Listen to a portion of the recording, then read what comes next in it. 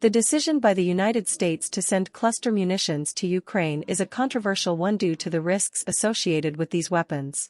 Cluster munitions consist of multiple bomblets that are dispersed over a wide area, and they have been banned by more than 100 countries due to concerns about civilian harm from unexploded ordnance.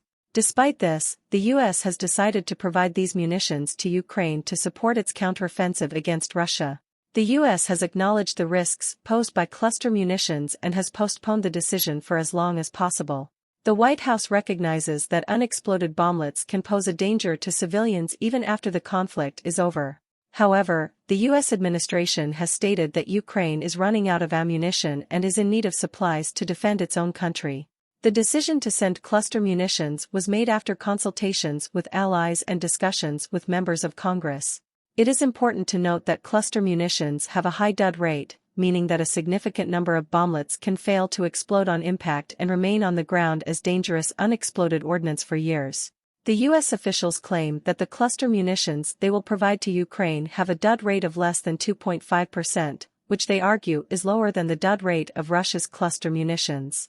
The U.S. also states that its domestic law prohibits the transfer of cluster munitions with bomblet failure rates higher than 1%, but the president has the authority to bypass this rule.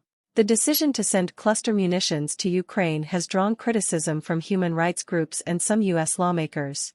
These groups argue that the humanitarian costs of using cluster munitions outweigh their benefits on the battlefield. The Office of the United Nations High Commissioner for Human Rights has called on both Russia and Ukraine to refrain from using cluster bombs due to their dangerous nature. It is worth mentioning that Ukraine has been accused of using cluster bombs in the past, although the country has denied these allegations. Overall, the decision to send cluster munitions to Ukraine remains a contentious issue, with concerns about the potential for civilian harm and the long-term dangers of unexploded ordnance.